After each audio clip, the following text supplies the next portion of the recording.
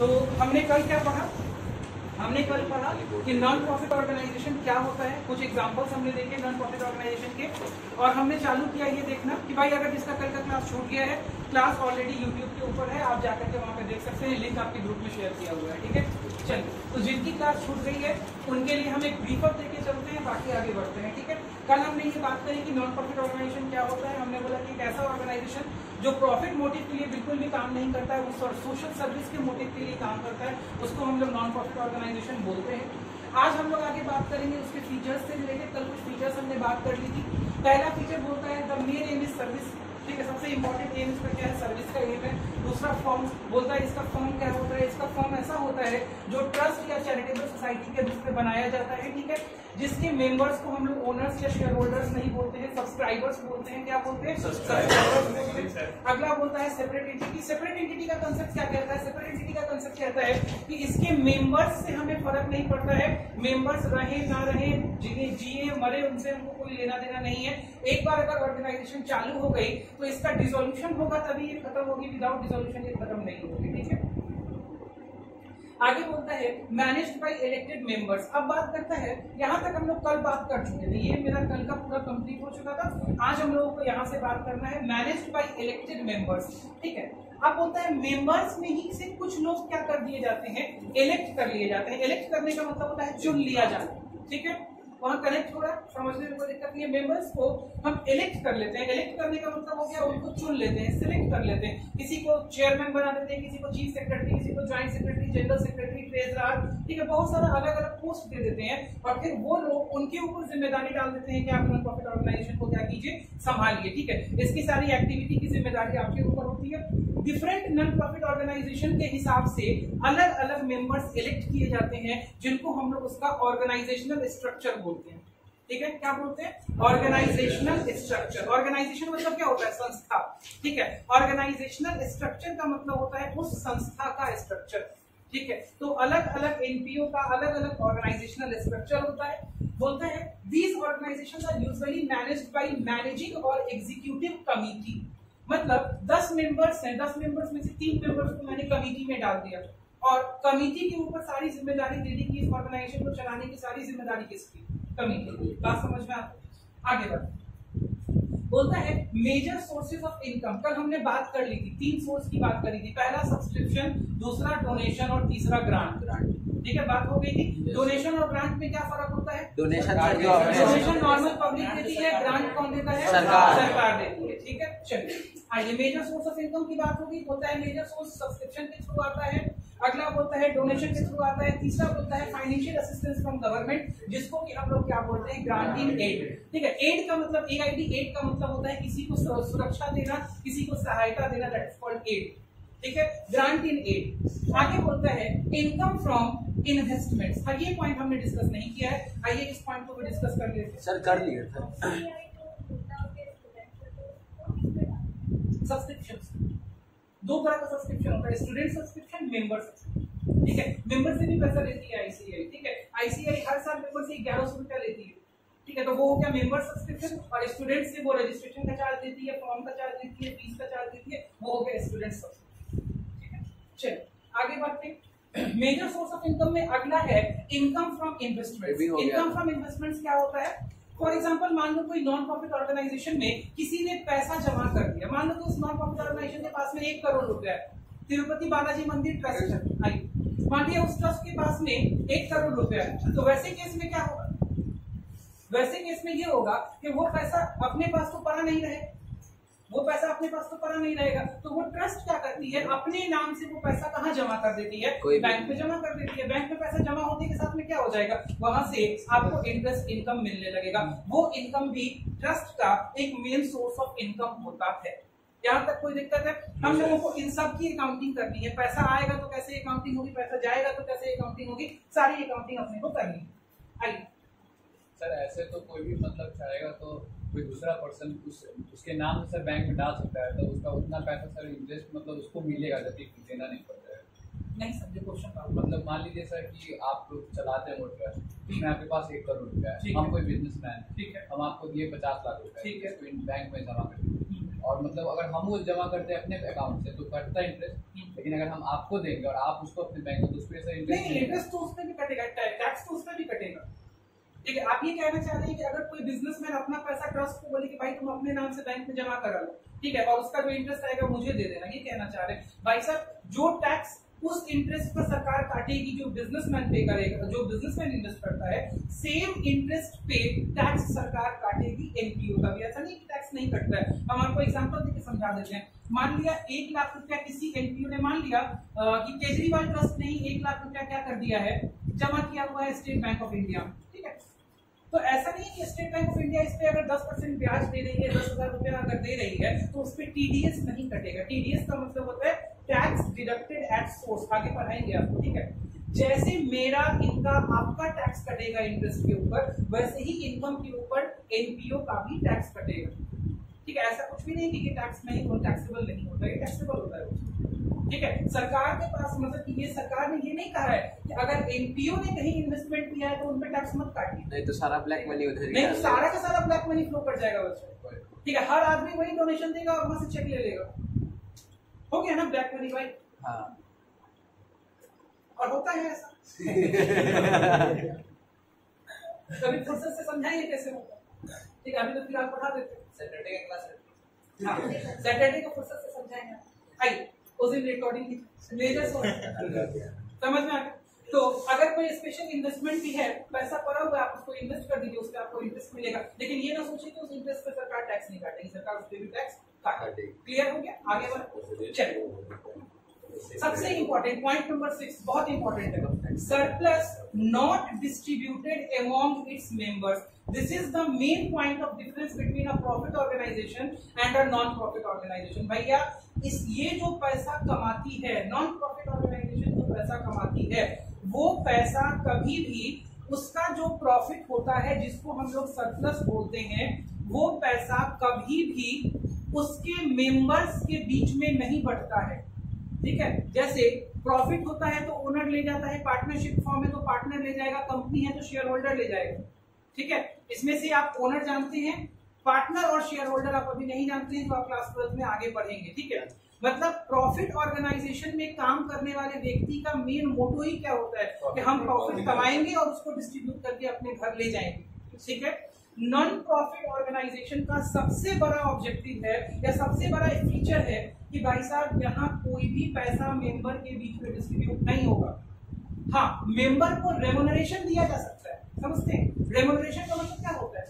उसके काम के बदले में उसको सैलरी दी जा सकती है, ऑनरेरियम दिया जा सकता है, मानदेय दिया जा सकता है। लेकिन आप ये अगर लालच में है कि हम इस फलाने एनपीओ के मेंबर हैं, हमको वहां के सरप्लस का हिस्सा बढ़ के मिलेगा, ठीक है, तो लीगली नहीं मिलेगा। ठीक है, इलीगली बहुत कुछ हो सकता है। ठीक है, लीगली नहीं मिलेगा। एनपीओ में कभी भी हिस्सा बढ़ के नहीं मिलता है। तो फिर आप बोलेंगे सर कोई अगर ट्रस्ट का ट्रस्टी है तो उसको तो प्रॉफिट का हिस्सा नहीं मिलना चाहिए। जी बिल्कुल नहीं मिलना चाहिए। तो सर इतने स्कूल जो चलते हैं उसके जो ट्रस्टीज होते हैं सब तो मालामाल रहते हैं। हाँ, है ना? इलीगल। ठीक है, तो भाई कहाँ से उनके पास पैसा आता है? ठीक है, तो वो 3-5 करके आता है। आगे बढ़िए, समझ में आ रहा है? Yes sir. अगर लॉजिकली आप बात करेंगे तो लॉजिकली किसी ट्रस्ट के मेंबर, ट्रस्टी सोसाइटी के मेंबर को पैसा बढ़ के, सरप्लस बढ़ के नहीं मिलेगा। सर सरप्लस कहाँ जाएगा? सरप्लस उसी सोसाइटी के कैपिटल फंड में ऐड होता जाएगा और उसी सोसाइटी के काम में उसको क्या लेना है? यूज में लेना है। ऐसा लॉ कहता है। ठीक है, ऐसा लॉ कहता है, ऐसा एनपीओ का अकाउंटिंग स्ट्रक्चर कहता है। ठीक है, बाकी होता क्या है वो हम लोग आगे डिस्कस करेंगे किसी दिन ऑफ के अंदर। आगे बढ़ते हैं। अकाउंट्स बोलता है these organizations also have to maintain proper accounts to meet the legal requirements and exercise proper control over utilization of their funds। बोलता है इनको भी प्रॉपर अकाउंट्स बनाना है। किसने बोला बनाने के लिए? तो भाई साहब इंडिया में जो टैक्स ऑथोरिटीज हैं, इनकम टैक्स ऑफ इंडिया या जो डिफरेंट ट्रस्ट सोसाइटीज एक्ट है, ट्रस्ट एक्ट है, कोऑपरेटिव एक्ट है, जो भी एक्ट है, जो भी कानून है, वो सारा कानून बोलता है कि आपको अपना बुक्स ऑफ अकाउंट्स मेंटेन करना पड़ेगा। ठीक है, बिना बुक्स ऑफ अकाउंट मेंटेन किए हुए आप आगे काम नहीं कर सकते हैं। लीगल ऑडिट होती है। ठीक है। सर, अगर मान इनकी लीजिए स्टैट्यूटरी ऑडिट होती है। कैश फ्लो करेगा तो उसको शो करे नहीं करे उसको कैसे ऑडिट में भी कैसे पता चलेगा? भाई अगर मान लिया कैश से कोई चीज फ्लो करेगी तो वो तो नहीं पता चलेगी। मैक्सिमम तो सर कैश ही फ्लो करता है ना। लेकिन उनके अकाउंट्स को ऑडिट कराना है, तो कराने का प्रोसीजर है। वैसे तो आप किसी भी बिजनेस में कैश फ्लो कराइए तो आप उसको कंसीडर कर सकते हैं, ठीक है। उसको तो हम अगर बिजनेस ऑर्गेनाइजेशन में भी चाहे अगर कैश से ट्रांजैक्शन होता है तो we can consider the cash transaction, ठीक। और पकड़ा के तो फिर आपको डिमांड नोटिस भी जारी करना पड़ेगा, ठीक। आपको डिमांड नोटिस जाएगा, आप पे पेनल्टी लगेगा, इंटरेस्ट लगेगा, whatever the procedure of the law, ठीक है।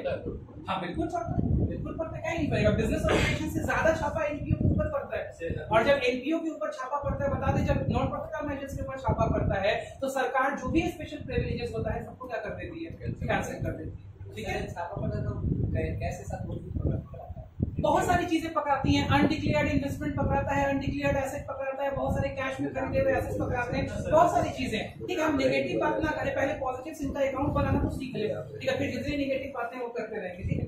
तो बोलते हैं भाई अकाउंट्स इनको बनाना है, फॉर्म ऑफ अकाउंट, इनका फॉर्म ऑफ अकाउंट कैसे चलेगा? तो बोलते हैं they prepare their financial statement at the end of each accounting period, जैसे बिजनेस ऑर्गेनाइजेशन करता है, ठीक है।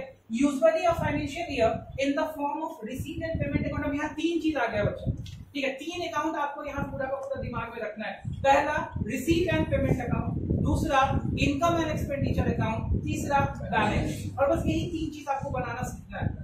यहाँ आपको बनाना यही तीन चीज सीखना है, यही आपके पेपर में आएगा, ठीक है। और कुछ आपके पेपर में नहीं आएगा, ठीक है। पहला, और वो भी पेपर में आपके रिसीट एंड पेमेंट अकाउंट नहीं आएगा, आपके पेपर में इनकम एक्सपेंडिचर अकाउंट आएगा और बैलेंस शीट बनाने के लिए आएगा। Receipt and payment account most of the cases में आपको दिया रहेगा, या कभी कभार ऐसा हो सकता है कि क्वेश्चन का लेवल अगर बहुत अच्छा बहुत आसान आ गया तो रिसीट एंड पेमेंट अकाउंट आपको बनाने देगा, वरना हाँ रिसीट एंड पेमेंट अकाउंट कुछ है नहीं, बहुत आसान चीज, ठीक है। चलिए आगे बढ़ते हैं। सबसे पहले समझा दें रिसीट एंड पेमेंट अकाउंट होता क्या है, इनकम एंड एक्सपेंडिचर अकाउंट होता क्या है, बैलेंस शीट होता क्या है। बैलेंस शीट आप सब लोग जानते हैं। आइए, नाम जैसा सजेस्ट करता है receipt and payment. Receipt and payment मतलब बिल एंड पेमेंट। एक फाइनेंशियल ईयर के अंदर, एक फाइनेंशियल ईयर के अंदर जितना पैसा आया, ठीक है, चाहे वो जिस भी सोर्स से आया, और जितना पैसा गया चाहे वो जिस भी पेमेंट में गया, सब कुछ लिखा जाएगा रिसीट एंड पेमेंट अकाउंट के अंदर। अब देखो बाबू, रिसीट एंड पेमेंट अकाउंट है तो कितना साइड होगा? दो। एक होगा डेबिट साइड, एक होगा credit side. Receipt and payment बहुत आसान है। रिसीट कीजिएगा, दो फॉर्म होता है रिसीट करने का, या तो कैश में कीजिएगा या तो बैंक से कीजिएगा। पेमेंट तो एसेट भी दान दे देता है बाबू, वो रिसीट पेमेंट में नहीं आएगा, वो कहीं और आएगा, जहां आएगा हम बताएंगे, ठीक है। अभी रिसीट एंड पेमेंट की अगर हम बात करें तो कोई भी रिसीट होगी कैश और बैंक में, ठीक है। कोई भी पेमेंट होगा या तो कैश से या तो बैंक से, ठीक है। अब रिसीट किस किस चीज का हो सकता है?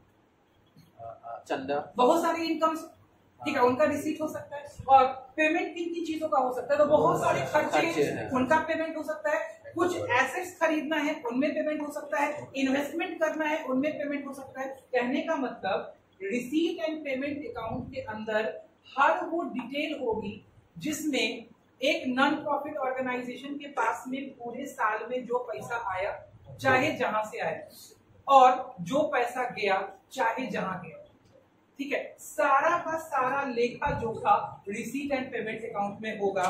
तो क्या हम इसको कैश बुक ना बोल दें? वही cash book, double column cash book. Sir cash book trading account कैसे कुछ बोल लो मतलब सर। अच्छा, रिसीट एंड पेमेंट अकाउंट क्या है? एक एसेट अकाउंट है या एक खर्चा का अकाउंट है? ये दोनों है। दोनों नहीं है बाबू, दोनों नहीं है। इसमें सिर्फ कैश और बैंक का ट्रांजैक्शन है भाई मेरे। तो जहां सिर्फ कैश और बैंक का ट्रांजैक्शन है वो कौन सा अकाउंट है? एसेट अकाउंट है भाई, ये एसेट अकाउंट है सिंपली। ये कैश बुक है, कैश बुक। सर लेकिन कैश बुक में बैंक का रहता है। अब डबल कॉलम में नहीं रहता है। अच्छा डबल कॉलम कैश बुक में दो कॉलम रहता था ऐसे ऐसे, कैश और बैंक का ट्रांजैक्शन। तो वही डबल कॉलम कैश बुक को सिंगल कॉलम कर दिए, ठीक है। क्या बात समझ में आता है? कोई दिक्कत? कैश बुक में सबसे पहला चीज क्या रहता था? कैश बुक में सबसे पहला चीज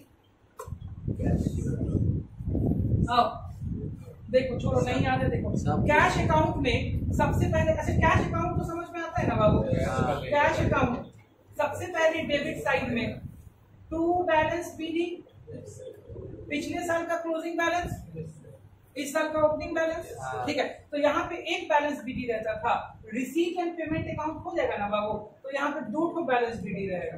कैसे? काहे? अरे इतना देर से बोले जा रहे हैं कि कैश भी यही है, बैंक भी यही है, तो 2 बैलेंस बीडी हो जाएगा। एक कैश का बैलेंस बीडी हो जाएगा, दूसरा बैंक का बैलेंस बीडी हो जाएगा। कोई दिक्कत है क्या? ये कैश का ओपनिंग बैलेंस, ये बैंक का ओपनिंग बैलेंस, या एक बैलेंस बीडी लिखेगा और नीचे प्रेम से लिख देगा, यहाँ लिख देगा कैश, यहाँ लिख देगा बैंक, कठिनाई हो जाएगा? नहीं। कोई दिक्कत नहीं है ना? आगे बढ़ो, सब समझ में आ जाएगा, कहीं टेंशन नहीं है। आगे बताओ, कैश बढ़ता है या बैंक बढ़ता है तो डेबिट करते हैं कि क्रेडिट करते हैं? डेबिट करते हैं। सबको आता है ना? डेबिट करते हैं। एसेट नेचर है तो भाई साहब, अगर तुम रिसीट एंड पेमेंट अकाउंट बना रहे हो तो भैया बैंक में पैसा गिरे चाहे कैश में पैसा गिरे, डेबिट होगा। डेबिट, कोई दिक्कत नो सर नहीं है। और भैया बैंक से पैसा जाए चाहे कैश से पैसा जाए, क्रेडिट साइड बन गया, रिसीट एंड पेमेंट अकाउंट खत्म हो गया बात, ठीक है। सारा डेबिट को जोड़ दीजिए, क्रेडिट को माइनस कर दीजिए, तो बैलेंस शीट नहीं निकल जाएगा। तो हम कैश अकाउंट के अलावा कुछ और सिखा रहे हैं क्या? तो receipt and payment account cash book है, उतना भी नहीं समझ में आता है तो receipt and payment account cash और बैंक के अकाउंट को एक साथ जोड़ दिया गया है। कोई दिक्कत नहीं? दिक्कत। अब आइए, अभी तक पहुंचे नहीं है, अभी फॉर्मेट दिखाएंगे। फॉर्मेट तो क्या ही है, फॉर्मेट एक बार रट लीजिए, हो गया बात सब, ठीक है। आपको बनाते बनाते समझ में आ जाएगा। कोई बोले रिसीट एंड पेमेंट अकाउंट, बोलिए भैया हम कैश और बैंक का लेकर एक साथ मिलकर बना रहे हैं, हो गया बात खत्म। क्या बना रहे हैं? कैश और बैंक का लेकर बना रहे हैं। चल आगे बढ़िए। अब मान लीजिए ऐसा हुआ कि हर्ष पिछले साल मेरे एनपीयू में काम किया था, मेरा एक स्कूल है, ठीक है। हर्ष पिछले साल उस स्कूल में क्लास नर्सरी में एबीसीडी पढ़ाया था, ठीक है। ठीक है।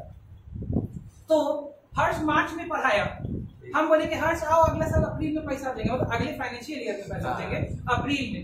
तो मार्च में हम इसको पैसा नहीं दिए, क्या रिसीट एंड पेमेंट अकाउंट में लिखाएगा? पैसा देवे नहीं किए तो लिखाएगा? चलो, ट्रांजैक्शन हुआ ही नहीं, ट्रांजैक्शन हुआ ही नहीं कैश के अंदर, ठीक है। अब मान लो कि ईशान मेरे साथ पिछले साल पढ़ाया था, जिस साल हम रिसीट एंड पेमेंट अकाउंट बना रहे हैं पिछले साल ये हमको पढ़ाया था मेरे एनपीओ में, ठीक है, मेरे स्कूल में। हम इसको पिछले साल पैसा नहीं दिए थे, इस साल दिए, क्या रिसीट एंड पेमेंट अकाउंट में लिखाएगा? लिखाएगा। क्या जब ट्रांजैक्शन होगा कैश गया, मतलब रिसीट एंड पेमेंट अकाउंट किस बेसिस पे बनता है? ट्रांजैक्शन, कैश बेसिस पे या अप्रूवल बेसिस पे? कैश बेसिस पे। हो गया बात। रिसीट एंड पेमेंट अकाउंट हमेशा किस बेसिस पे बनेगा? कैश बेसिस पे बनेगा। क्लियर है भाई? चलिए, अच्छा, प्रॉफिट एंड लॉस अकाउंट जो बनाते थे, profit and loss account business firm का, वो किस बेसिस पे बनाते थे? कैश बेसिस पे या अप्रूवल बेसिस पे? अप्रूवल बेसिस पे बनाते थे ना। तो कैसे? प्रीपेड घटाते थे, जोड़ते थे, आउटस्टैंडिंग जोड़ते थे और एडवांस घटाते थे, याद है? अप्रूवल सिस्टम क्या कहता है? जो इस साल मिला हो चाहे ना मिला हो, चाहे पे किया हो चाहे ना किया हो, अगर इस साल का है तो इसको खर्चा माना जाएगा। यही है अप्रूवल सिस्टम। भाई साहब, receipt and payment account approval system पे नहीं चलता है, कौन सा सिस्टम पे चलता है? कैश सिस्टम पे चलता है। क्लियर?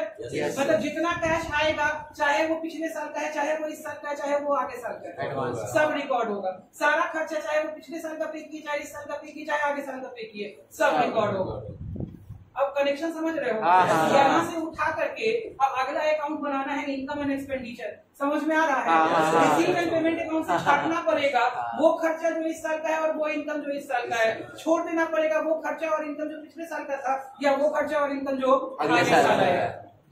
बोलो भाई, समझ गए? कोई परेशानी है? Plus income and expenditure account बनाते टाइम एक चीज और ध्यान देना पड़ेगा, पहले का आउटस्टैंडिंग, अक्रूड, एडवांस, आउटस्टैंडिंग और प्रीपेड। अच्छा, prepaid, outstanding, accrued, advance, prepaid, 4 चीज अगर आपको आता है भाई साहब, तो हम चैप्टर में खाली आपके साथ खेलेंगे, ठीक है। इसी लेवल का सामने कुछ नया बता रहे हैं अभी आपको, कुछ नया नहीं बता रहे। रिसीट, पेमेंट, डेबिट, क्रेडिट सब बच्चा को आता है भाई, सब बच्चा को आता है। कैश वाला, डेबिट वाला, क्रेडिट। सर आसान बोले हैं क्या? ठीक है।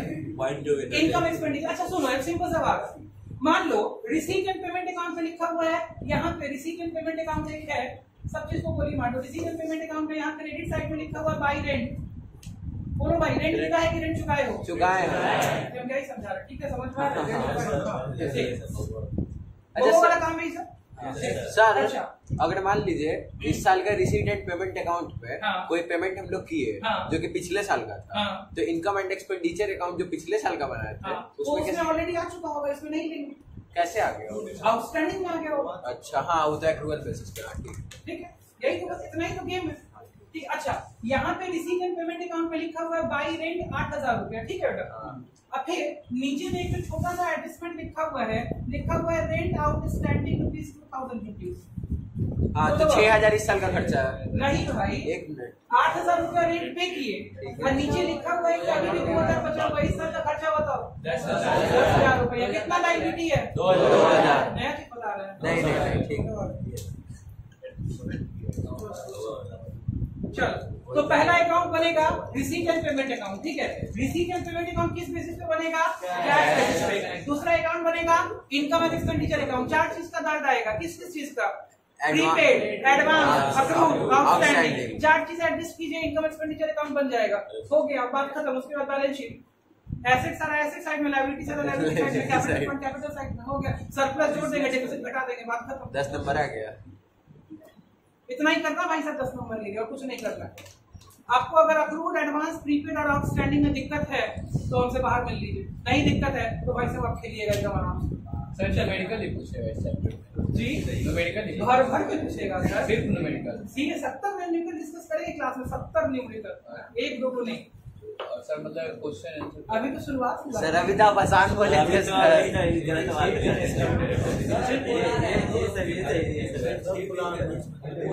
आई बात नहीं। कौन सा अकाउंट हो गया? अब आ गया financial statement for not for profit organisation. बोलते हैं फाइनेंशियल स्टेटमेंट क्या क्या बनाना है, हम आपको डिस्कस कर दिए क्या क्या बनाना है। 3 चीज बनाना है बेटा, क्या क्या बनाना है? 3 चीज, क्या क्या? Receipt and payment, income and expenditure, balance sheet.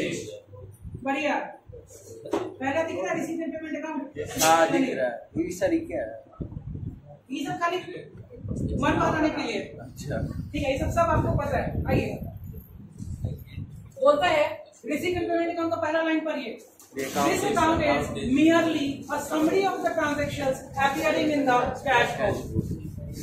Cash book के अंदर जो भी ट्रांजैक्शंस आ रहे थे उनकी समरी जो है वही है क्या? Receipt and payment account. आगे बढ़िए। These are, it is a form of account most commonly adopted by the treasurers of the society. treasurer मतलब होता है जो खाता वही लिखता है, अकाउंटेंट कह सकते हैं आप, ठीक है। जो प्रॉफिट ऑर्गेनाइजेशन में अकाउंटेंट होता है वही नॉन प्रॉफिट ऑर्गेनाइजेशन में ट्रेजरर होता है। क्लियर बात? बढ़िया। बोलते हैं salient features of receipt and payment account. Receipt and payment account का साइलेंट फीचर सबसे पहला नेचर, कुछ बात नहीं करना है, ये एक रियल अकाउंट है। रियल 3 तरह का अकाउंट होता है, पर्सनल, नॉमिनल, रियल।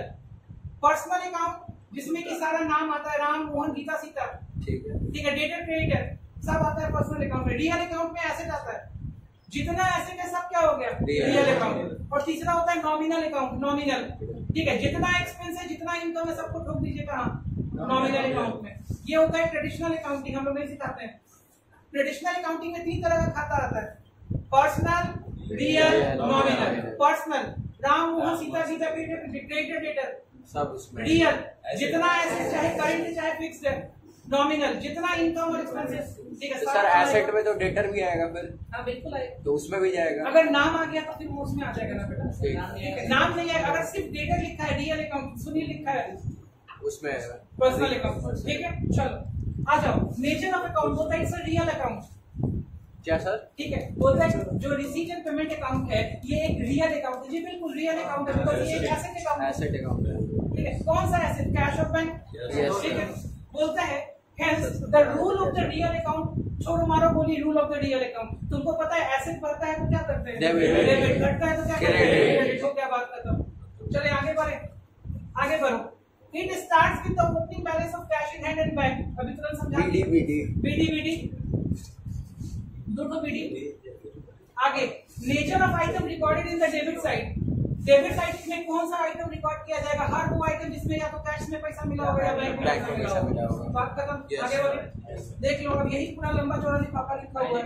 बोलता है it is a summary of the cash book, ठीक है। All cash receipts are shown in the debit side of this account, irrespective of the fact whether they are of the capital or the revenue nature, irrespective of the fact whether they belong to this year, that year or पिछला year. ठीक है, आगे बढ़ो. कोई दिक्कत है इन सब में? अगर लैंग्वेज लिखा जाता है खाली दिखाने के लिए थ्योरी है. तो कैपिटल नेचर और रेवेन्यू नेचर बता देते हैं. रेवेन्यू नेचर जो रिपीटिंग होता है, जो हमेशा रिपीट करता है, जैसे रेंट हो गया, इलेक्ट्रिसिटी बिल हो गया, रेवेन्यू एक्सपेंडिचर. और कैपिटल नेचर का मतलब जो कभी कभी होता है, जैसे आपने कोई फिक्स असेट खरीद लिया, that are called capital nature. ठीक है, आगे बढ़ते हैं. सबको याद करने का जरूरत नहीं, टेंशन नहीं लीजिए, बनाते बनाते सब याद हो जाएगा. ठीक है, जो याद करना होगा वो अलग से लिखवाएंगे कि याद करना. आइए, बोलता है डेबिट साइड में हर रिसीव होने वाला इनकम, क्रेडिट साइड में हर पेमेंट का इनकम, चाहे वो करंट ईयर का हो, चाहे प्रीवियस ईयर का हो, चाहे नेक्स्ट ईयर का हो. क्लियर है? yes, मतलब पिछले साल का आउटस्टैंडिंग या इस साल का या अगले साल का एडवांस. ठीक है, सब कुछ यहाँ दिखाएगा कि पैसा गया है, चाहे पिछले साल का खर्चा पे की हो, चाहे इस साल का पे की हो, चाहे आगे का की हो. बात समझ में आता है, कोई परेशानी. आगे बोलते हैं क्लोजिंग बैलेंस सीडी होगा, एक होगा कैश का, दूसरा होगा बैंक का. कोई दिक्कत नहीं है. आगे बढ़ते हैं. Non cash are not recorded in this account. हर बच्चा समझ रहा है? Yes sir. लेकिन नाम रिसीट एंड पेमेंट अकाउंट है तो नॉन कैश ट्रांजैक्शन रिकॉर्ड नहीं होगा. यहाँ डेप्रिसिएशन से कोई लेना देना नहीं है. लेकिन जब हम इनकम एंड एक्सपेंडिचर अकाउंट बनाएंगे तो क्या वहाँ नॉन कैश ट्रांजैक्शन लिखेंगे? क्या वहाँ डेप्रिसिएशन लिखेंगे? आगे पर्पस, क्या पर्पस है? ताकि हम लोगों को इस चीज का लेखा जोखा समझ में आता रहे कि साल भर में कहाँ कहाँ पेमेंट हुआ है, साल भर में कहाँ कहाँ से रिसीव हुआ है, और कितना पैसा साल के शुरू में था, कितना पैसा साल के अंत में. पर्पस है 10 नंबर लाना. Sir bank code. हाँ, bank closing balance bank code service on the debit side. बताएंगे बेटा, सब प्रैक्टिकल में बता देंगे. बोलता है क्लोजिंग बैलेंस कहाँ शो होगा? नॉर्मली क्रेडिट साइड में शो होगा, लेकिन अगर ओवरड्राफ्ट का बैलेंस हो जाएगा तो वो बैलेंस कहाँ चला जाएगा? देखो बच्चों, लो समझो. मान लो तुम कैश अकाउंट बना रहे हो, सॉरी बैंक अकाउंट बना रहे हो. आओ, बैंक अगर तुम्हारा एसेट है तो टू बैलेंस बीडी यहाँ लिखाएगा डेबिट साइड में, तो क्लोजिंग बैलेंस कहाँ लिखाएगा? By balance C. लेकिन मान लो कि ओवरड्राफ्ट हो गया, तो ओवरड्राफ्ट हो गया तो बैंक तुम्हारा सीधे क्या बन गया? एसेट ना कि लायबिलिटी बन गया? लायबिलिटी बन गया, नेगेटिव हो गया. तो बीडी यहाँ लिखाएगा. यही कारण बस. अगर नेगेटिव में रहा पिछले साल का, अगर नेगेटिव में रहा तो इस तरह से काम होगा. ठीक है, चले आगे. यस. कोई दिक्कत नहीं आता? चलिए आगे बोलता है पर्पस. समझ में आ गया पर्पस? पर्पस का कोई दिक्कत नहीं है. चलो नेक्स्ट हम लोगों को क्या बात करनी है?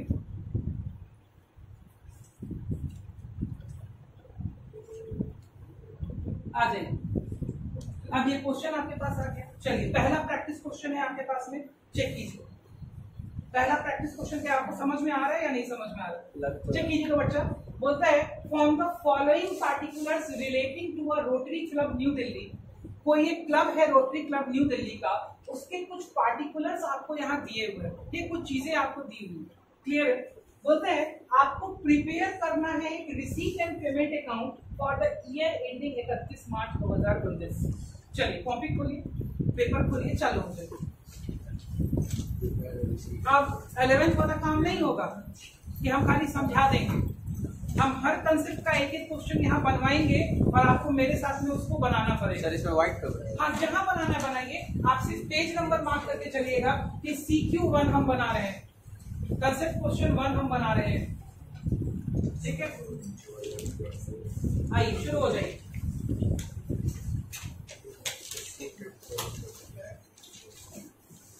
चले, पहले बनाना नहीं चालू करना है, पहले पूरे क्वेश्चन को हम लोग अंडरस्टैंड करेंगे, समझेंगे, फिर बनाएंगे.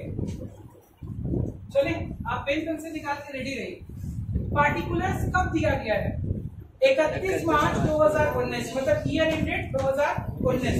चलो, आपको बोलता है कि भाई साहब ये एक डायरी का पन्ना है, इस डायरी के पन्ने पे ट्रेजरर साहब ने कुछ लिखा था. ठीक है, इसको रिसीट एंड पेमेंट अकाउंट का शेप दे देना है. दे देंगे? कोई दिक्कत? आइए पहले समझते हैं कि उन्होंने लिखा क्या क्या है. लिखा क्या क्या है? तो पहली दो चीज तो आपको समझ में आ रही है बाबू? देखो, आइए यहाँ ऊपर पार्टिकुलर्स और नीचे अमाउंट है, हम ये पूरा ऐसे खींच ले रहे हैं ताकि एक बार में पूरा रीड करा पाए। आइए चले, कुछ नहीं है, बहुत आसान है, ठीक है। सिर्फ आपको यहाँ पे देखते जाइए कि हम आपके साथ में क्या करेंगे और आप तुरंत उसको बना देंगे।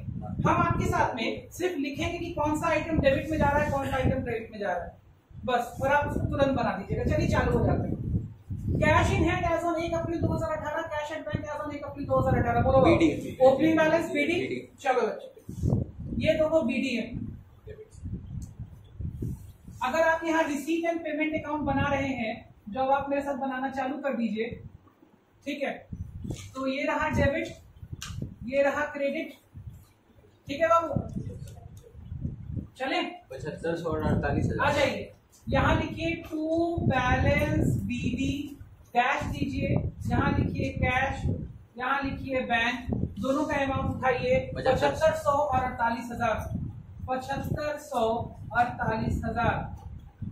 इनर कॉलम में लिखिए 8 7 15 के 5 हाथ में 1 4 1 5, 55 500 आउटर कॉलम में लिखिए। आपको अब मेरे साथ फॉर्मेट भी सीखना है, क्योंकि क्लास 12 में हम हर क्वेश्चन बना के दिखाएंगे। क्योंकि भाई साहब क्लास 12 में अगर फॉर्मेट आप फॉलो नहीं कीजिएगा, मार्क्स आपको नहीं मिलेगा, ठीक है। टू बैलेंस बीडी डैश दिया, कैश लिखा, बैंक लिखा, इनर कॉलम में अमाउंट लिखा, आउटर कॉलम में क्या लिखा, आउटर कॉलम में हमने डाल दिया कि कितना कितना रुपया इधर से उधर हुआ है। चलिए पहला 2 आइटम डील हो गया। कोई दिक्कत किसी को समझने में परेशानी आ रहा है? एकदम बिल्कुल क्लियर समझ में आ रहा है। चलिए आगे बढ़िए, अगला ट्रांजेक्शन पढ़िए, सोचिए क्या हो सकता है। अगला ट्रांजेक्शन क्या हो कर सकता है? सब्सक्रिप्शंस कलेक्टेड, मतलब चंदा का पैसा मिला है, सब्सक्रिप्शन का पैसा मिला है। अब देखिए बेटा, 3 पीरियड दे रहा है, मतलब 3 साल का मिला है। चेक करो, एक ये एनपीओ के क्वेश्चन के लिखने का ये फॉर्मेट होता है, ठीक है। एनपीओ का क्वेश्चन इस तरह से लिखा हुआ मिलेगा, बात समझ में आता है? बोलता है 31 मार्च 18, बोलो कौन सा साल? प्रीवियस, पिछला साल कि अगला साल? पिछला साल, ठीक। चलो पैसा पिछला साल का हो, अगला साल का हो, इस साल का हो, सब जाएगा कहाँ? कैश। कैश सब जाएगा रिसीट एंड पेमेंट अकाउंट के डेबिट साइड में। तो ये पैसा भी जाएगा, ये पैसा भी जाएगा, ये पैसा भी जाएगा। कैसे जाएगा सो देखो, यहां दिखाएगा टू सब्सक्रिप्शन डैश दिलाएगा, यहां लिखाएगा, पहला लिखाएगा 17-18, क्योंकि फाइनेंशियल ईयर 31 मार्च 18 को इंटू है, तो कौन सा फाइनेंशियल ईयर? 17-18। फिर इसके नीचे लिखाएगा 18-19 और उसके नीचे लिखाएगा 19-20। बाबू ये क्या है? ये पिछले साल का है, मतलब ये पिछले साल का बकाया, ये इस साल का, ये अगले साल का, आने वाले साल का एडवांस। बात समझ में आता है? तीनों को पहले इनर कॉलम में लिखिए, जोड़ के आउटर कॉलम में लिखिए। कितना है? 15,000, 2,20,000 और 6,000, ठीक है। 15,000, 2,20,000 और 6,000, कितना हो जाएगा? 2 लाख। अगर ये कोई हमसे पूछे कि कब बना, कब नहीं, अभी रिसीप्ट साइड किस डेट? 31 तारीख को बना दिया हुआ है क्वेश्चन में, दिया हुआ है 31 मार्च 2019 को बना रहे, लिख लीजिए एज ऑन 31 मार्च 2019। देखिए आपके डेटा में सबसे ऊपर ही लिखा हुआ है कि 31 मार्च 2019 का डेटा है आपके पास, ठीक है। चले 241 आएगा ना, 20 इसी तो 241। चले बच्चा, क्लियर हो गया? ये दोनों डन, ये डन। आगे बढ़िए, डोनेशन रिसीव, ये भी इधर ही है। बोलिए टू डोनेशन कितना है?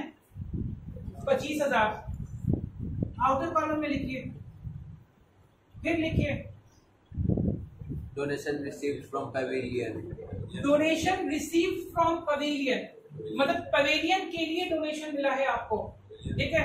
पवेलियन बनाने के लिए, पवेलियन से नहीं, पवेलियन के लिए हो गया, ठीक है।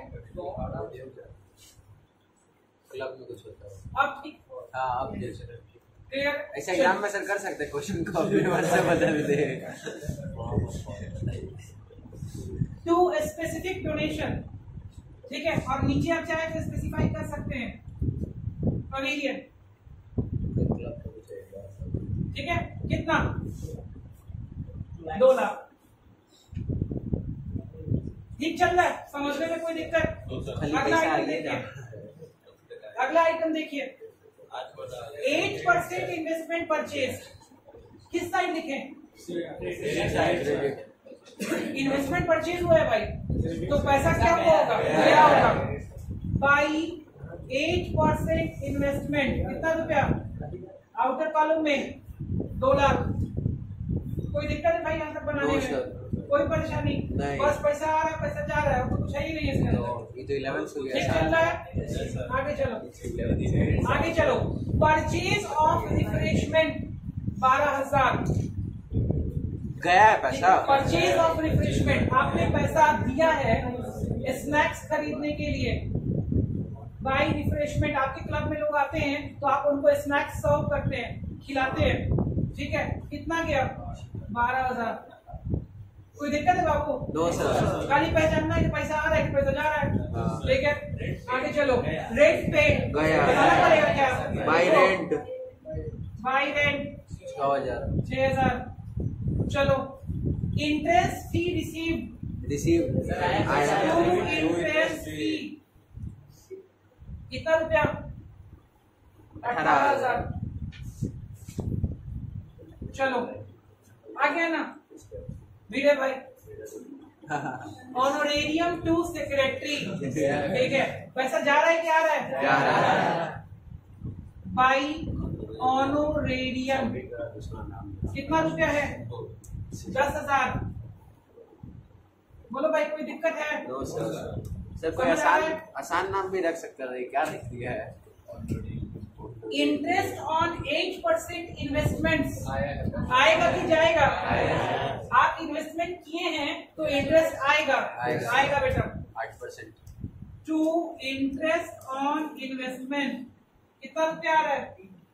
9,000। अच्छा, यहाँ पे कोई अक्रूड एडवांस चेक करेंगे क्या? नहीं। आउटस्टैंडिंग कुछ नहीं चेक करेंगे, कुछ नहीं चेक करना है। जो आ रहा है डेबिट साइड, जो जा रहा है क्रेडिट साइड, बात खत्म।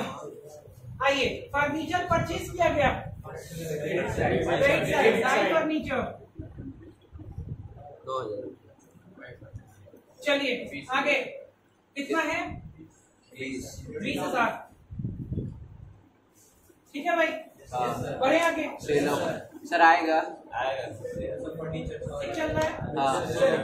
आगे आगे, sale of furniture. Sale of old furniture, हमें कुछ नहीं पता लेना देना, हाँ। लॉस है कि गेन है, सब इनकम एक्सपेंडिचर में देखेंगे। 4,000 आया, अभी पैसा आया कि पैसा गया? आया। लिखिए भैया, to sale of to sale of old furniture. Old furniture कितना? 4,000। 6 नहीं लिख दीजिएगा, 6 नहीं आया है, 4 आया है। स्पोर्ट्स मटेरियल परचेज, हाँ वेरी गुड, गया पैसा। बाई स्पोर्ट्स मटेरियल कितना? 80,000। चलेगा, ठीक है? बढ़े आगे। Yes sir. आगे चलो। सेल ऑफ रिफ्रेशमेंट्स, आपने समोसा बेचा, आया आया पैसा आ रहा है, जा रहा है? आया आया। आ रहा है। कहाँ लिखेंगे? क्रेडिट साइड, डेबिट लिखेंगे ना? डेबिट साइड क्या लिखेंगे? Cell of refreshment. समोसा लिख के बता देगा, वो आपको आलू खिला देगा अंदर वाला। कितना है? 30,000। फिर वो गाना गाने रहेगा जब तक रहेगा समोसे में आलू। 12,000 का रिफ्रेशमेंट खरीद के 30,000 में बेच दिए। अब तभी तो प्रॉफिट होगा ना भाई। 12,000 में खरीद के 30 में बेच 18 का प्रॉफिट। 50% से भी ज्यादा है। Salary and wages, by salaries and wages कितना? 74 गया क्या? हाँ हाँ हाँ। 74। आगे चलो। 1,000 क्या 100 में बात करते हो? 1,000 74,000। अगला पॉइंट देखो, स्पोर्ट्स एक्सपेंसेस, अनपेड एक्सपेंस 25,000 सीधे क्रेडिट। क्रेडिट हाँ क्रेडिट होगा। 5,000 घटा के by sports expenses how much? क्या 25 लिखने की 20 लिखने? 25 20। बोलते ना इंक्लूडिंग अनपेड एक्सपेंसेस, मतलब इस 25 में अभी आपने 5 एक्सपेंस नहीं पे किया, इंक्लूडिंग बोलता है। मतलब 25 का स्पोर्ट्स एक्सपेंस का खर्चा है जिसमें 5 अभी नहीं चुकाया गया है, तो भैया कैश कितना गया होगा? आइए आगे बढ़ते हैं। Cash in hand as on 31 March 19 closing by balance CD cash कितना? 6200। हाथ रखिएगा यहाँ पे। अगला point, depreciate furniture at the rate 10%, क्या यहाँ आएगा? No sir. क्यों? क्योंकि ये एक नॉन कैश आइटम है, सीधा जवाब। फाइनेंशियल नहीं है। ठीक है, ये नॉन कैश आइटम है, फाइनेंशियल तो है, नॉन कैश। सॉरी। ठीक है, आप कैश बुक में या रिसीट एंड पेमेंट अकाउंट में इसको यूज नहीं करेंगे। क्लियर है? कोई दिक्कत? चलिए डेबिट साइड का टोटल लगाइए, क्रेडिट साइड से माइनस करके देखिए क्या कुछ बैलेंस बचता है या नक्की हो जाएगा। क्योंकि बेटा यहाँ पे एक चीज अभी और आनी चाहिए, बैंक का बैलेंस आना चाहिए। ठीक है, लेट्स ट्राई, क्योंकि बैंक का यहाँ बैलेंस था तो कुछ ना कुछ बैलेंस यहाँ बैंक का भी होना चाहिए। ठीक है, तो बस अपने को यही वर्किंग करना है। सारा डेबिट जोड़िए, क्रेडिट से माइनस कीजिए, जल्दी जल्दी कीजिएगा, गलत मत कीजिएगा। कहाँ बेटा? बाई बैलेंस शीट लिखिए ना, डैश किए ना, उसके बाद नीचे लिखना है कैश और बैंक दोनों अलग अलग। ठीक है, चलिए जोड़िए, तो गलत मत जोड़िएगा भाई। 55। अरे मोबाइल वाला आदत तक छोड़िए। 55 12th में आपको मोबाइल नहीं मिलेगा बाबू। 12th के एग्जाम में you will not get the mobile. बहुत तेजी कितना है? हाथ से ज्यादा ठीक से करिए दोस्त।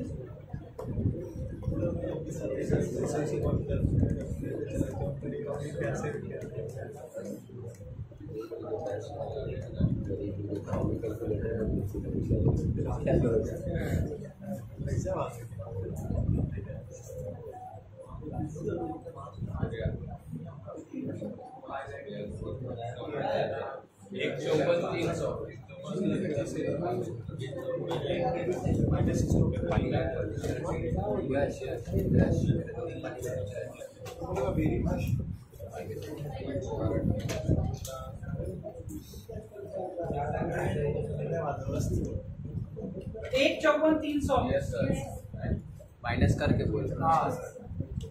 लोग घबराओ मत दोस्त।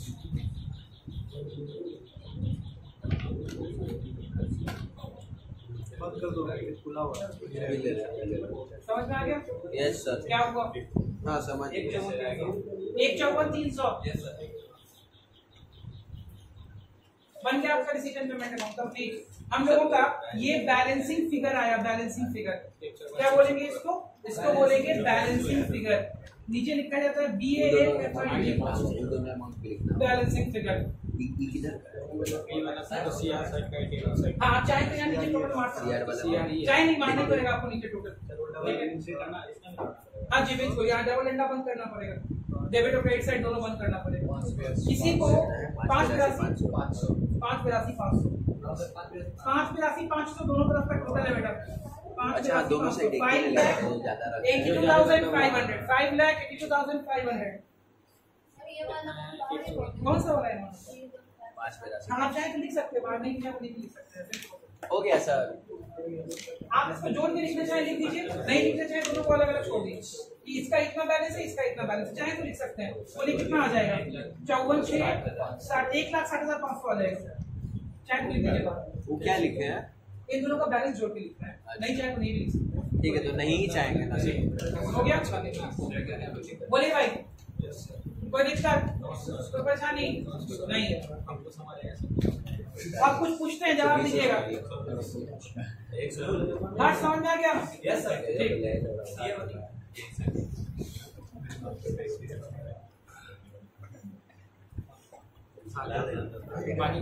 इसका भी है।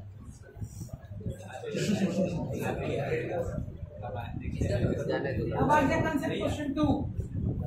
कंसेप्ट क्वेश्चन 2 के पहले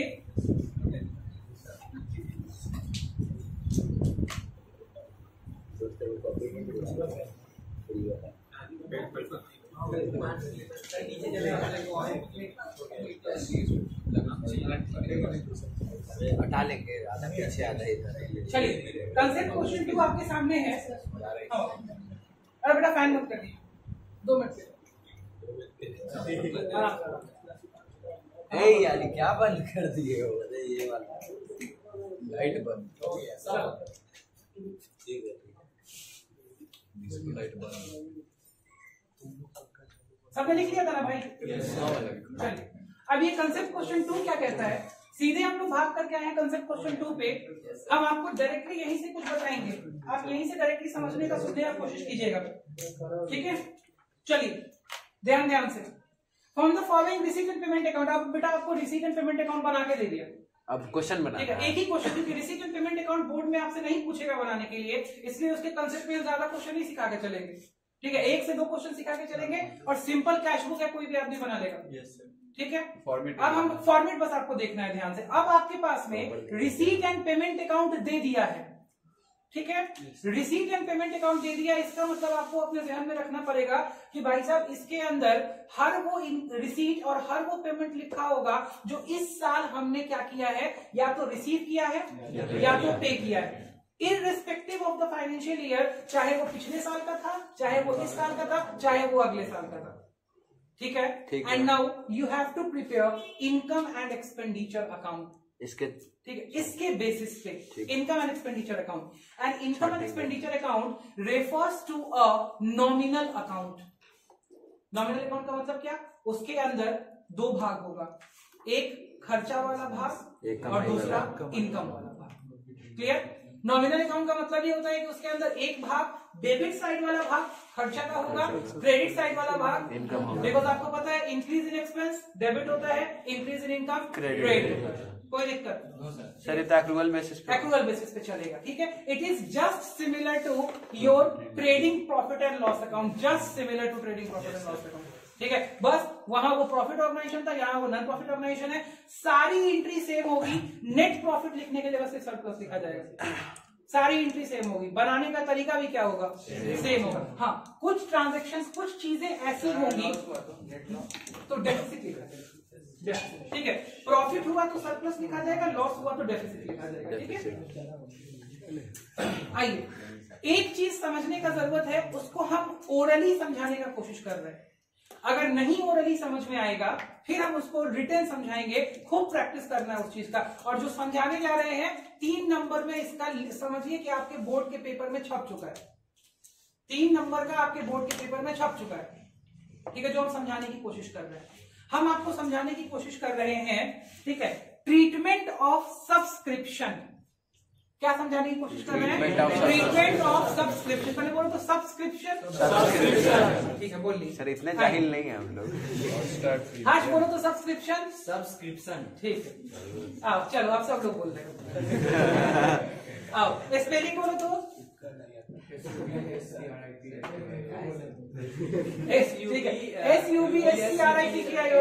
सब्सक्रिप्शन। सब्सक्रिप्शन कमाई है कि खर्च है? कमाई है। सब्सक्रिप्शन आंख बंद करके भी क्या है? कमाई है। के भी क्या है? कमाई है। ठीक, सब्सक्रिप्शन कमाई है। अब बाबू एनपीओ सबसे बड़ा खेल है डेट का। एनपीओ खेल है डेट का। ठीक है, अगर आप डेट पकड़ लिए तो आप एनपीओ पूरा चैप्टर पकड़ लिए, और अगर आप डेट में उलझ गए तो फिर आप डेट पे चले जाइए। आइए 31 मार्च 2019 फाइनेंशियल ईयर बोलिए। 18-19। Very good. हम लोग को जिस फाइनेंशियल ईयर का डेटा बनाना है वो फाइनेंशियल ईयर 18-19 है। पिछला साल बोलिए 17-18। अगला साल बोलिए 19-20। चलिए 17-18 पिछला साल, 19-20 कोई दिक्कत? रिसीट एंड पेमेंट अकाउंट बोलता है, रिसीट एंड पेमेंट अकाउंट बोलता है कि भैया सब्सक्रिप्शन मिला है, उछलिए मत। इस साल का कितना मिला है? 2 लाख। पिछले साल का कितना मिला है? अगले साल का कितना? कमाई कौन सा? 2,25,000। ई वाला पिछले साल का कमाई रहा होगा, जो इस साल, जो नहीं मिला तो इस साल मिला है। ठीक है, अक्रूवल बेसिस पर हम इसको अपनी कमाई कब मान लिए होंगे? बोलो बाबू, समझने में दिक्कत हो रहा है? 17-18 में 30,000 रुपया हमको नहीं मिला कमाई का। काइंड ऑफ डेटर हो, ठीक है, काइंड ऑफ डेटर नहीं, डेटर ही है। ठीक है, एकदम निश्चित डेटर है। हमको लगा कहीं यहाँ भी कुछ नाम बदल के कर दिया एकदम डेटर भाई है, ऐसा। खाली नाम बदल जाएगा। हाँ, उसका। क्या बोले थे? क्या नाम बोले हो थे? जाएगा अक्रूड सब्सक्रिप्शन। क्या बोले थे? अक्रूड सब्सक्रिप्शन, ठीक। जो मेरी पिछले साल की कमाई थी लेकिन नहीं मिली, इस साल मिली है। क्या कमाई में ठोक दें? नहीं, ये मेरा इनकम नहीं है। 2,25,000 इस साल का है, इस साल का है, इस साल मिला है। इनकम है, इनकम है। हाँ। पक्का? हाँ हाँ एकदम हाँ, सुत के उठ के सब। ठीक है। 10,000 रुपया इसी साल मिला है। एडवांस इनकम है। ठीक है, एडवांस है, कोई दिक्कत नहीं। इसका एंट्री बोलिए, इस वाले का एंट्री बोलिए। किसका सर? 19-20 में जो ये 10,000 रुपया मिला है, एडवांस 19-20 सब्सक्रिप्शन, के लिए, एडवांस इसका एंट्री होगा cash account debit to advance subscription subscription. Account. ठीक है बाबू, कोई दिक्कत? समझ में आ रहा है? चलो बेटा, 2,25,000 का जर्नल एंट्री बोलो। Cash account debit, cash account debit to subscription income. गलत बोले? नहीं। सही तो है, सब्सक्रिप्शन इनकम। चलो 17-18 का एंट्री बोलो। हट जाओगे बेटा। सर बता रहे हैं, एक minute. Cash account debit to debtor account, मतलब सब क्या बोलते हैं? Cash account cash account debit to debtor sir debtor, to upload subscription account. Cash account debit to देखो, अकाउंट। सबसे कैश पहले नहीं, कैश तो डेबिट नहीं होगा ही होगा। कैश होगा। बिल्कुल कैश डेबिट होगा, रिसीट पेमेंट। अच्छा, इस साल में ना cash account debit to approved. अरे देखो बाबू, कैश टू अब हम बोलते हैं, सब अपना अपना दिमाग लगा लिए। कुछ लोग का सही था, कुछ लोग का गलत। बउआ, 30,000 रुपया पिछला साल मिला? नहीं ना मिला। नहीं मिला तो एसेट था। हाँ ठीक है, एसेट से पैसा मिला तो एसेट घटा। हाँ एक एसेट घटा, हाँ, दूसरा बढ़ा, दूसरा एसेट बढ़ा। हाँ। जो बढ़ा वो कैश है। हाँ। एकदम साफ साफ समझ में आ रहा है। हाँ। और जो घटा पता है वो कौन सा है? Accrued subscription. Accrued subscription. तो सर कैश अकाउंट डेबिट होगा ना? Cash account debit to accrued subscription. इसने बोला, सही बोला। लास्ट में मेरा सर टू डेटर गलती से बोल। टू डेटर का भी मतलब वही हो गया। ठीक है, सबको समझ में आया? हाँ। भैया पिछले साल एसेट बना के रखे थे कितने रुपए का? 30,000। इस साल मिला, इस साल का कमाई नहीं है। इस साल का पैसा इस साल मिला, इस साल का कमाई है। अगले साल का पैसा इस साल मिला, इस साल का कमाई नहीं है। तो क्या है? लाइबिलिटी है। अच्छा सर, इसमें भी बैड डेट होता होगा? बिल्कुल होगा, सब होगा, कहीं नहीं होगा। जब डेटर है तो बैड अब डेट आइए, होगा। इसका एंट्री का एडजस्टमेंट करने की कोशिश कीजिए।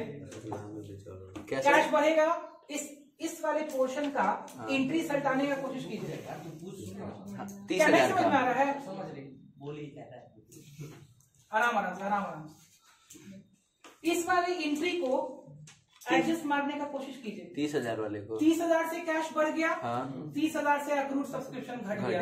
कहाँ एडजस्ट हो गया? ये दोनों, ये एंट्री बैलेंस शीट में एडजस्ट हो गया। यस सर, बैलेंस शीट में एक घटेगा एक बढ़ेगा। एक एसेट बढ़ा, हाँ, कैश, दूसरा asset। एसेट घट गया, हाँ। Accrued subscription. ठीक है। तेज नहीं ना चल रहे हैं? नहीं, नहीं, समझ नहीं, में आ रहा है? दूसरा। पक्का? Yes, sir. चलो इस वाले को सल्टाने का कोशिश करो। Sir income and expenditure. Very good. Income and expenditure में इनकम बढ़ा, हाँ। बैलेंस शीट में ये कैश बढ़ा। कोई दिक्कत? जब कैश बढ़ा बैलेंस शीट में, कौन सा इफेक्ट? डेबिट की credit? Sir debit. Debit aspect. इधर और इनकम जब बढ़ा, एक्सपेंडिचर में इनकम बढ़ा, क्रेडिट एस्पेक्ट। बोलो बच्चा, को समझने में दिक्कत? No sir. चलो इसको सल्टाने की कोशिश करो। लाइबिलिटी बढ़ेगा, बैलेंस शीट। एक तरफ एसेट बढ़ा, हाँ। एक तरफ लाइबिलिटी बढ़ा, बैलेंस शीट का काम है। बैलेंस शीट का काम हो। ठीक है, 10,000 पैसा आया तो एसेट बढ़ा, हाँ और ये 10,000 रुपया एडवांस में था। हाँ, लायबिलिटी liability बढ़ी। बोलो भाई, ठीक है। एकदम कंसेप्ट मक्खन। हाँ चले आगे। Donation for building income. Income है। हाँ, अब आएंगे यहाँ पे बात करेंगे। ठीक है इनकम है।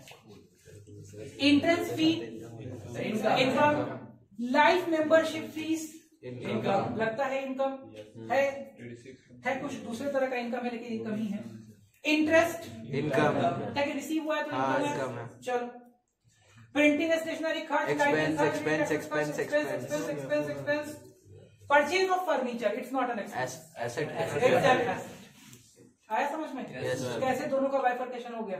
यस हम कुछ बताए, खुद समझ में आ गया, खुद समझ में आ एक जाएगा। ऐसे बड़ा एक घट गया। ठीक है, अब यहाँ जो ये परचेज ऑफ फर्नीचर लिखा हुआ है, हाँ। इसको तो इनकम एंड एक्सपेंडिचर में नहीं सर लिखा बैलेंस शीट हुआ। में जाएगा, एक एसेट बढ़ेगा एक घटेगा। सही बोल रहा था हर्ष। अब आओ, cash in hand as on 31 March 19, बोलो ये क्लोजिंग बैलेंस है ना? Yes sir. कहाँ जाएगा सर क्या ये इनकम एक्सपेंडिचर में जाएगा? क्या ये इनकम एक्सपेंडिचर में जाने वाली चीज है? नहीं, बैलेंस शीट में जाएगा। अच्छा, और ये cash at bank balance sheet में जाएगा? दोनों बैलेंस शीट एसेट साइड। बोलिए भाई। ठीक है। कोई दिक्कत? No sir. कोई परेशानी? No sir. नहीं। 3 नंबर आ गया। 3 नंबर तो यही आ गया जब आप सब्सक्रिप्शन समझ गए। अच्छा ठीक है, अगर आप सब्सक्रिप्शन समझ गए 3 नंबर आपको आ गया। इंग्लिश में मत। ठीक है, इंग्लिश में बोलिए। आइए और बात करते हैं। हम इसको अभी बनवाए नहीं है, बनवाएंगे बाद में। ठीक है, हम खाली आपको अभी आइटम से रूबरू करा रहे हैं। आइटम से रूबरू double meaning. Part first of study material खत्म हो गया। छुट्टी नहीं छुट्टी नहीं, अभी टाइम है यार। अटेंडेंस लेनी है, होते होते छुट्टी। हाँ भाई, अब थोड़ा सा और आपको कुछ चीजें बताते हैं, ध्यान से समझिए।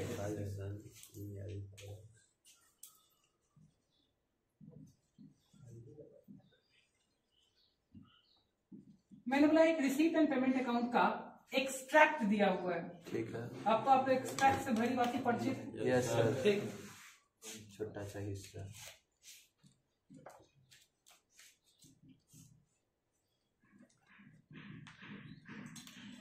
यहाँ लिखा हुआ है टू सब्सक्रिप्शन इनकम साइड में, समझ में आता है? हाँ सर। ठीक। और ये रिसीट एंड पेमेंट अकाउंट है एज ऑन 31/3/2019 की डेट लिखना जरूरी। ठीक। अभी हम आपको बोले मतलब फाइनेंशियल ईयर कौन सा है? 18 17 18 18 19 19 20 19 बोलो। क्या बोले सर? ये समझ में है? हाँ हाँ। पिछला साल, इस साल, अगला साल।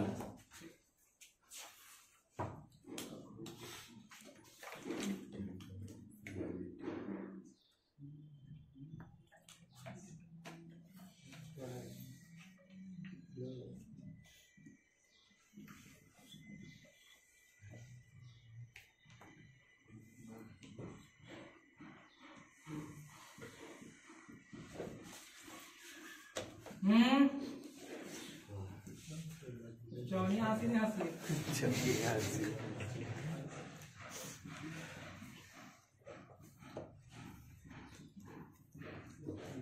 Subscription outstanding for financial year लिखा हुआ है, फाइनेंशियल ईयर 18-19 आउटस्टैंडिंग है ना? ठीक है। लायबिलिटी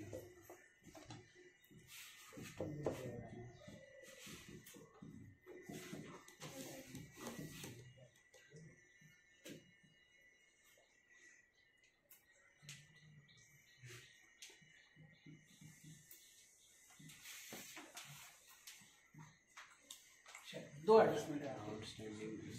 ठीक, यहाँ 13,000 लिखा हुआ है, इसको सही से देखिए। ये 3 नहीं है, मैंने आगे इसमें 1 जोड़ा। ठीक है। 17 18 वर्ष।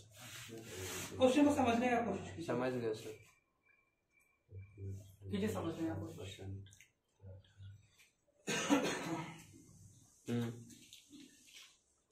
ठीक है, अब हम समझाएं। बोलता है रिसीट एंड पेमेंट अकाउंट बोलता है कि भैया आपको 3 साल का अलग अलग सब्सक्रिप्शन मिला है। जो पिछला साल का सब्सक्रिप्शन मिला वो 5,000 रुपया मिला, पिछले साल के लिए बकाया जो था उसमें 5,000 रुपया मिला। इस साल का 20,000 मिला और एडवांस में 3,000 रुपया मिल गया है। कोई दिक्कत? No sir. नहीं। अब बोलता है एडजस्टमेंट नंबर 1 कहता है कि सब्सक्रिप्शन जो फाइनेंशियल ईयर 18-19 में अभी भी बकाया है, ठीक है, is still outstanding how much? 13,000 sorry. ठीक है। ठीक है। और एक दूसरा एडजस्टमेंट चिपक के बोलता है कि भाई सब्सक्रिप्शन जो पिछले साल 17-18 में बकाया था वो कितना था? 8,000 सर। 3,000 कैरी हो रहा है। 5,000 पेड है, 3,000 कैरी हो रहा है। 10,000 18-19 का आउटस्टैंडिंग है। वेरी गुड, है ना? सबको समझ में आया? क्या बोला? पिछले साल का 8,000। देख बेटा, अब बहुत आसान है, बात करो। ठीक है, क्लोजअप लगाओ, बात करो। 8,000 रुपया पिछले साल का बकाया था, ठीक है। उस 8 में से जसन साहिब बोलो कितना मिला? 5 मिला। तो पिछले साल का बकाया अभी आप चढ़ा हुआ है 3। और बोलता है इस साल करंट ईयर में अभी भी बकाया कितना है 13। भाई तो 13 में से 3 कौन सा वाला है? पिछले साल वाला कैरी हो रहा है। क्या ये बात समझ में आया? यही समझाना है, समझ इसी पे 3 नंबर आ जाएगा। ठीक है, यही जो आदमी भूला वो पता है क्या कर देगा, ये पूरा 13,060 से यहाँ जोड़ देगा, लेकिन 13 नहीं जुड़ेगा। क्यों? क्योंकि भाई 13 तो इस वाले का डिफरेंस 3 मिला के, क्यूमुलेटिव। सब लोग ठीक है, कॉन्फिडेंट है एकदम? कोई दिक्कत इसको समझ में आ गया? ये क्वेश्चन समझ में आ गया? आई तो इस समझ में आ गया, तभी इसका प्रेजेंटेशन भी तो करना पड़ेगा। प्रेजेंटेशन करते हैं, सब प्रेजेंटेशन का खेल है बेटा। तो अकाउंट हम लोग बनाएंगे इनकम एंड एक्सपेंडिचर अकाउंट। ठीक है, देखना ध्यान से, देखो बिल्कुल ध्यान से। अगर कहीं पे भी आपको रत्ती भर का भी डाउट रह जाता है तो भाई साहब आप उस डाउट को रेज कर लीजिएगा। डाउट लेके अगर आप घर गए क्लास 12th में तो फिर भैया आप सरवाइव नहीं कर पाइएगा। यहां तक ठीक चल रहा है? चलो अब हम इनकम एंड एक्सपेंडिचर अकाउंट में इसी साल का ना इनकम लिखेंगे खाली। पिछले साल का तो इनकम लिखेंगे नहीं। आगे साल का इनकम लिखेंगे नहीं। फाइनेंशियल ईयर यही चल रहा है। फाइनेंशियल ईयर कौन सा है अपना? फाइनेंशियल ईयर है जो करंट फाइनेंशियल ईयर है वो 18-19। तो 18-19 में अब रिसीट एंड पेमेंट अकाउंट की तो डेबिट साइड है, लेकिन इनकम एक्सपेंडिचर में जब सब्सक्रिप्शन जाएगा तो वो क्रेडिट साइड चला जाएगा, बिकॉज इनकम है। आओ तो लिखेंगे बाई सब्सक्रिप्शन अकाउंट। ठीक है, अभी हम आउटर कॉलम में नहीं गए, इनर कॉलम में ही काम कर रहे हैं। ठीक है, लिखेंगे कितना? तो लिखेंगे सबसे पहले बाबू 20,000। 18-19 का हमको मिला कितना है? 20,000। कोई दिक्कत? और अभी कुछ मिलना बाकी भी तो है। ठीक है, तो फिर इसके नीचे लिखेंगे प्लस नाम लिखना पड़ेगा। ठीक है, तो अब लिखेंगे, अब देखो है ये इनकम। ठीक है, तो अगर हिसाब से चले तो इनकम के साथ हमेशा शब्द लगता है अक्रूड, है ना? ठीक है, आउटस्टैंडिंग जो शब्द हम अभी तक सीखे हैं हमेशा किसके साथ लगाते हैं हम लोग? एक्सपेंस के साथ। लेकिन एनपीओ थोड़ा टेढ़ा है, लेकिन अब मेरा तो एनपीओ क्या कहता है? एनपीओ बोलता है हम इनकम के साथ भी क्या लगाएंगे? आउटस्टैंडिंग। ठीक, लगा दीजिए, क्या लगाएंगे? आउटस्टैंडिंग। तो अगर हम आउटस्टैंडिंग लगाएंगे तो क्या लिखेंगे हम यहाँ पे? तो लायबिलिटी हो। ठीक है, नहीं होगा तो ऐसे ठीक। अगर आपको आउटस्टैंडिंग में दिक्कत महसूस होती है तो आप अक्रूड भी यूज कर सकते हैं, लेकिन मैक्सिमम जगह क्या यूज किया मिलेगा आपको? आउटस्टैंडिंग ही यूज किया मिलेगा। ठीक है, कितना आउटस्टैंडिंग है? 10। आपको दिखाना पड़ेगा 13,000 माइनस 3,000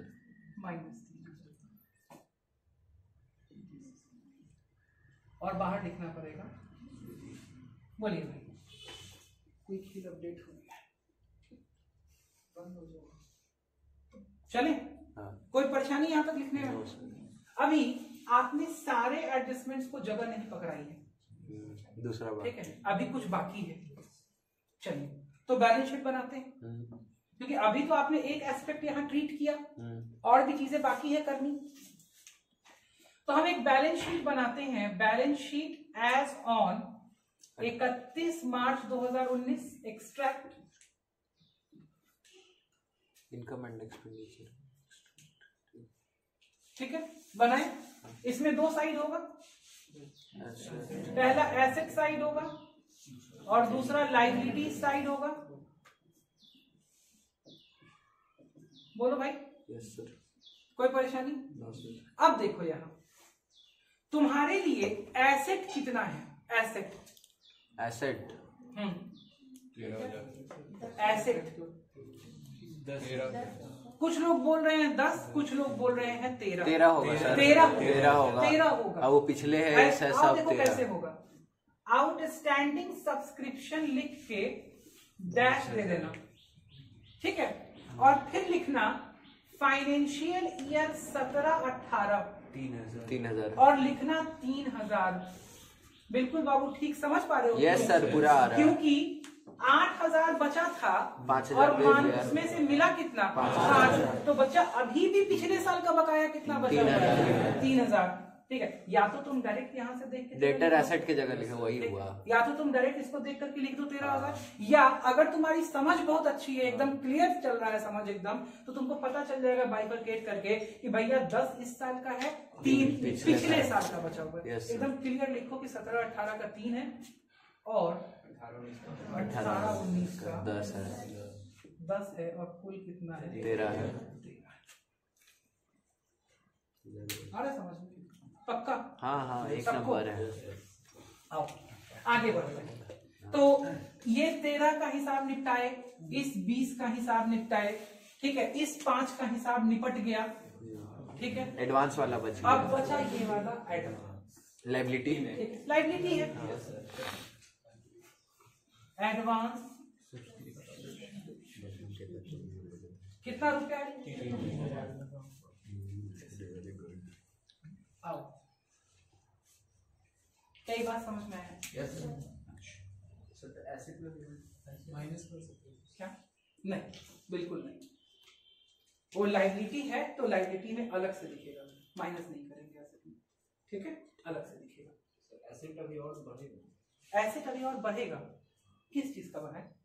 हम सिर्फ सब्सक्रिप्शन का ट्रीटमेंट कर रहे हैं, आप और किसी चीज का ट्रीटमेंट सब चीज एक्सट्रैक्ट है, अभी कुछ नहीं हो रहा है। ठीक है, ये सिर्फ एक्सट्रैक्ट है बच्चा, ठीक है। अपने को वहां जो डिटेल दी गई है उस पे हम उसी को सिर्फ एडजस्ट मार रहे हैं जगह जगह। सर क्वेश्चन इसी टाइप का हाँ, था। क्वेश्चन 3 नंबर में इसी तरह का आएगा, ठीक है। शो द सब्सक्रिप्शन का मतलब ऐसे क्वेश्चन रहेगा कि how you will deal with the subscription account in the present case. आपको केस ऐसे दिया रहेगा, ठीक है। हम कराएंगे आगे नोट्स का पार्ट 2 जब आपको देंगे, सारे क्वेश्चन उसके अंदर ऐसे ही रहेंगे। हम लोग 5, 7, 10 क्वेश्चन ऐसा ट्राई करेंगे, अभी पहले करेंगे सब्सक्रिप्शन का, तब फिर आगे बढ़ के हम लोग फुल फ्लेज क्वेश्चन पे चलेंगे। बात समझ में आ रहा है? ये वाला अच्छा, इसमें एक चीज अभी और करनी है। ये बैलेंस शीट हम लोग कब की बनाए? 31/3/19 की बनाए, 19। ठीक है, एक और बैलेंस शीट बनाते हैं। Balance sheet as on 31/3/18। ये कब का बैलेंस शीट बना है? पिछले साल। बताओ, हम क्या बताएं? ठीक है तो बना कुछ ले। लिखाएगा इसमें? हाँ लिखा है। क्या लिखाएगा? वो 8,000 वाला। कौन सा रुपया लिखाएगा? 8,000 एसेट, ठीक है, एसेट साइड में लिखाएगा 8,000 standing subscription, outstanding subscription 8,000। This is the complete treatment. अच्छा ये भी लिखना होगा ना? क्योंकि आपको एडजस्टमेंट दिया ना वहाँ। हाँ ठीक। ये 8,000 क्यों लिखे बच्चा, समझ में आया? हाँ ये पिछले साल का हम दिखा रहे हैं कि 8,000 बकाया है, फिर कूद के गए कहाँ? Receipt and payment account. देखिए क्या अच्छा, 8 में से कितना मिल गया? 5, 3 अभी भी बकाया है। फिर कूद के आया एडजस्टमेंट में, देखिए क्या अच्छा 13 अभी भी बकाया है। इसका मतलब इसमें से 3 बकाया तो कब का है? पिछले साल का। पिछले साल का। तो इस साल का बकाया कितना है? 10। 20 मिल गया, 10 अभी भी बकाया है। फिर कूद के गए रिसीट एंड पेमेंट में, लिखे कि इस साल का कितना है? ठीक है, इनकम एंड एक्सपेंडिचर अकाउंट में गए, लिखे इनकम साइड में मेरा कितना है? 30। ठीक है, अब अभी भी टोटल बकाया मेरा सब्सक्रिप्शन कितना बचा हुआ है, तो फिर बैलेंस शीट में आए और लिखे कि भाई साहब 17-18 का 3,000 है, 18-19 का कितना है? 10,000 है। और लास्ट आइटम एक और मुंह चिढ़ा रहा था, बोला हम भी हैं, ठीक है। 18-19 में जो एडवांस है किस साल के लिए? 19-20 के लिए। बोलिए भाई, समझ गए? समझ में आ गया? सर पिछले साल का जो आउटस्टैंडिंग सब्सक्रिप्शन है उसका इनकम एंड एक्सपेंडिचर में भी ट्रीटमेंट होगा ना? कौन सा? क्योंकि वो इस साल नहीं मिला है, लेकिन फिर भी तो इनकम है। कौन सा? 8,000 जो है सर। नहीं बच्चा, ये इनकम नहीं है ना। ये आपने जब पिछले साल बैलेंस शीट में अक्रूड लिखा, उस साल इनकम, उसी साल आपने जैसे देखो अब अगर जैसे साल का तुमने बनाएंगे इस तो। साल 10,000 वही हम कह रहे दिया थे, है, पिछले साल के इनकम एंड एक्सपेंडिचर में अकाउंट में गया होगा। हाँ, वो गया नहीं होगा, बनाएंगे बिल्कुल। हम लोग। बना अगर चाहो तो देखो हम बना के समझा सकते हैं, लेकिन वो नहीं बनाया वही जाता। पूछ रहे हैं। हाँ, अब अगर बना के दिखा दे तो तब देखो तो सारा शो होगा ही क्लियर वहाँ। हो जाएगा। इनकम एंड एक्सपेंडिचर अगर हम पिछले साल का बना दें, 31/3/18 का अगर बना दें, ठीक है, तो देखो हम कैसे बना देंगे। हम सिर्फ इनकम साइड बना रहे हैं, ठीक है, ध्यान से देखो। लिखेंगे यहां बाई सब्सक्रिप्शन आउटस्टैंडिंग। ठीक है, मेरे को ऊपर का अमाउंट तो नहीं पता है कि कितना मिला है, ठीक है, लेकिन हम यहाँ पे प्लस कर सकते हैं आउटस्टैंडिंग सब्सक्रिप्शन और यहाँ लिख देंगे 8,000 और बाहर लिख देंगे जी। ठीक है, लेकिन ये हम लोगों का प्रोसीजर जब हम लोग डील करते हैं तो इसको प्रोसीजर के अंदर नहीं रखना है, ठीक है, बिकॉज ये तो फिर हम पिछले साल का receipt sorry income and expenditure बनाएंगे ना। ठीक है, डील होगा। हाँ बिल्कुल डील होगा, ये ऐसे डील हुआ होगा और ये वाला अमाउंट फिर यहाँ आया होगा और फिर उसके बाद बाकी सारा ट्रीटमेंट होगा। क्लियर? कोई दिक्कत समझने में कहीं भी फर्क पड़ता है ना? ठीक है, चलिए तो बस इतना ही रखते हैं, आप लोग को ज्यादा प्रेशर नहीं देना है, ठीक है? इतना समझते चलिए तो आपको समझ में आता चले, ठीक है? चलिए बंद कर दीजिए, वीडियो बंद कर दीजिए।